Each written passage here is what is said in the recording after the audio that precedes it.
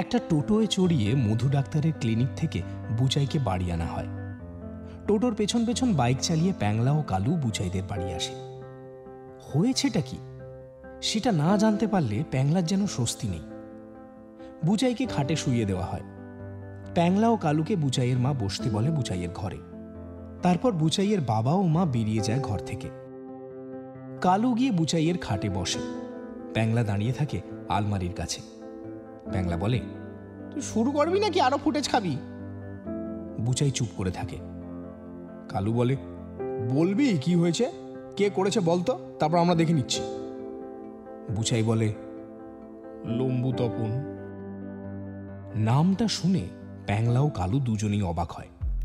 ওরা চুপ করে থাকে। বুচাই বলতে শুরু করে, আমি রেশন তুলতে যাচ্ছিলাম, তপন আমার পথ আটকায়। সঙ্গে বিশু আর বাবলাও ছিল। তখন বলে, এই রবিবার খেলা নিতে হবে।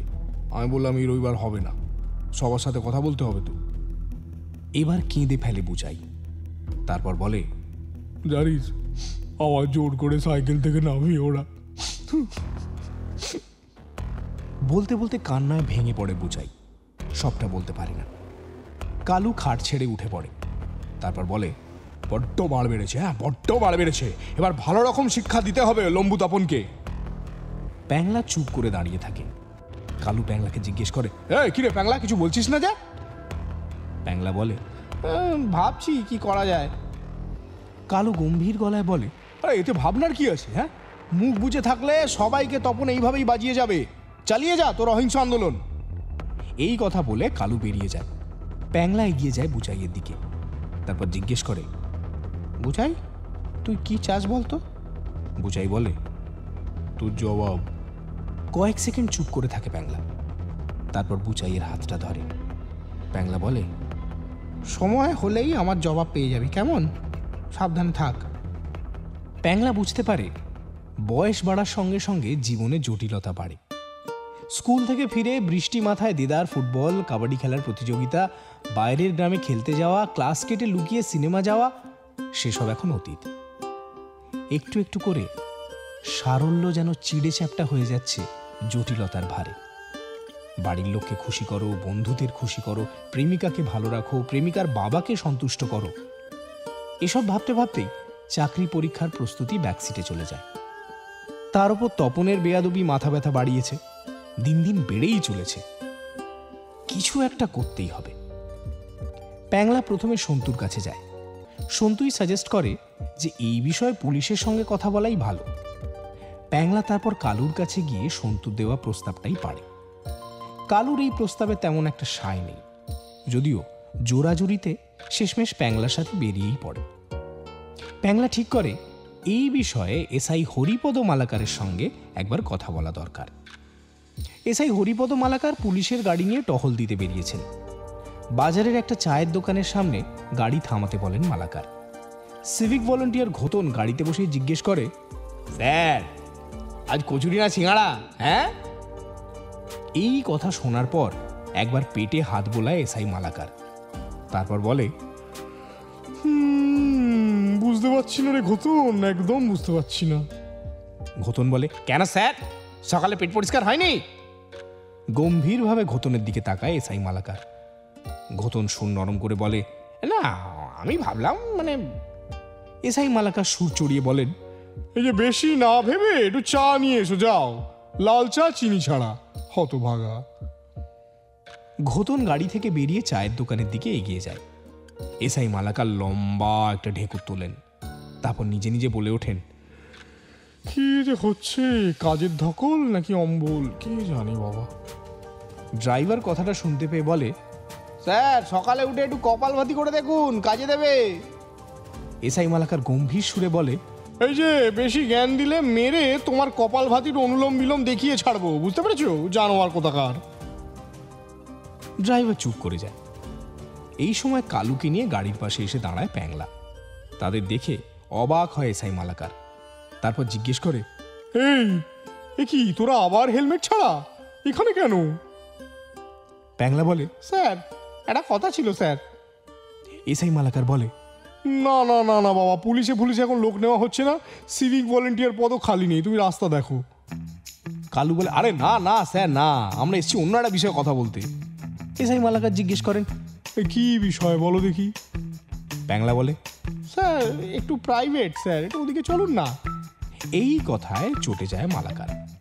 এক ঝটকায় গাড়ি থেকে বেরিয়ে এসে বলে, কি ভেবেছো বলো দেখি? হ্যাঁ, হিন্দি সিনেমা দেখি না ভাবছো আমাকে ঘুষ দেওয়া? হ্যাঁ। কালু বলে, আরে না না স্যার না না, আপনি ভুল বুঝছেন। ঠিক এই সময় চা নিয়ে হাজির হয় ঘোতন। এসআই মালাকারকে চটে যেতে দেখে সে ভাবে নিশ্চয়ই ছোকরা দুটো কিছু করেছে। ঘোতন বলে, স্যার আমি এদের দেখছি। প্যাংলা বলে, স্যার আরে স্যার আমরা ঘুষ দিতে আসিনি স্যার, একটা সমস্যা নিয়ে এসেছি, ভাবলাম পুলিশ কাকু আমাদের যদি হেল্প করে। ঘোতন চায়ের গ্লাসটা গাড়ির বনেটে রেখে বলে, এই স্যার থেকে একবারে কাকু সেন্টি। হ্যাঁ। এই কথা বলে ঘোতন প্যাংলাকে চড় মারতে যায়। তার হাত ধরে ফেলে এসআই মালাকার। তারপর ঘোতনকে নরম সুরে বলেন, আরে কি করছিস ঘোতনা? আরে বাবা, উফ দাঁড়া দাঁড়া। তারপর প্যাংলা ও কালুকে উদ্দেশ্য করে বলে, এই তোদের কথা আমি শুনবো, তোরা আজ আমার শত্রুর কথা মনে করিয়ে দিলি। প্যাংলা, কালু ও ঘোতন একসঙ্গে অবাক হয়ে বলে, কি শত্রু? এসআই মালাকার বলেন, উফ ও তোরা বুঝবি না, ছেড়ে দে। সকলেই অবাক, কেউই কিছু বুঝতে পারছে না। প্যাংলা ও কালুকে এসআই মালাকার বলে, চল ওদিকে চল, আজ তোরা আমায় রঞ্জিত মল্লিক হওয়ার সুযোগটা করে দিলি, চল চল। কেউই কিছু বুঝলো না। তবে এসআই মালাকার প্যাংলা ও কালুকে নিয়ে গাড়ি থেকে কিছুটা দূরে গেলেন। তারপর জিজ্ঞেস করলেন, বল এবার কি বলতে চাস বল। প্যাংলা ও কালু সবটা খুলে বলল মালাকারকে। সবটা শুনে এসআই মালাকার বলে, বিশ্বাস কর বাবা, সবটা তো আমার হাতে নেই। আমার মনে হচ্ছে এ জীবনে আর রঞ্জিত মল্লিক হওয়া হলো না রে। প্যাংলা জিজ্ঞেস করে, কেন স্যার? এসআই মালাকার বলে, আরে মহাদেব হালদারের সঙ্গে কে পাঙ্গা নেবে, কেউ সাক্ষী দেবে না, মাঝখান থেকে আমি খারাপ হয়ে যাব। কালু বলে, স্যার আপনি সিংঘাম দেখেননি? এসআই মালাকার বলে, না বাবু, আমি কবি খুশি কবি গাম দেখেছি 3 বার। এই প্রমোশন তো পরক্ষণেই বদলি, এরম 3 বার হয়েছে। সিংঘাম হতে গিয়ে বাকি জীবনটা সুন্দরবনে কাটানোর আমার কোনো ইচ্ছে নেই বাবু। কালু চুপ করে থাকে। প্যাংলা কালুকে বলে, এই তুই থামবি? তারপর এসআই মালাকারকে বলে, স্যার কোনো উপায় কি নেই? এসআই মালাকার বলে, উপায়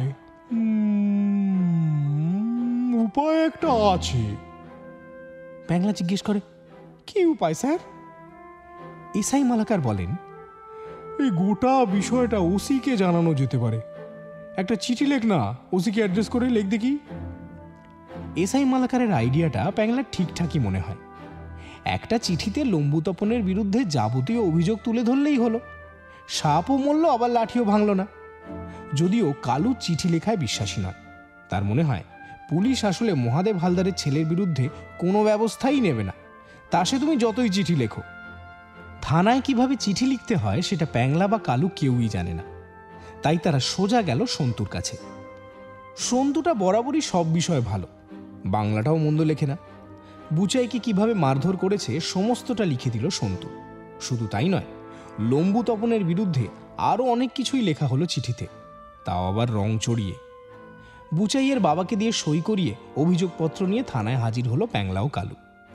থানায় গিয়ে তারা এসআই মালাকারের খোঁজ করে, কিন্তু মালাকার নেই, রাউন্ডে গেছে। এক হাবিলদারকে জিজ্ঞেস করলো, ওসির ঘরটা কোথায়? হাবিলদার দেখিয়ে দেয়। ওসির ঘরের সামনে একটা গার্ড দাঁড়িয়ে। তাকে প্যাংলা বলে, ওসি সাহেবের সঙ্গে দেখা করব, জরুরি। হাবিলদার ওসির ঘরে গিয়ে আবার বেরিয়ে আসে। প্যাংলা ও কালুকে গম্ভীর গলায় বলে, যাও ভেতরে যাও। দরজা ঠেলে প্যাংলা আগে ঢোকে ওসির ঘরে। কালু তাকে অনুসরণ করে।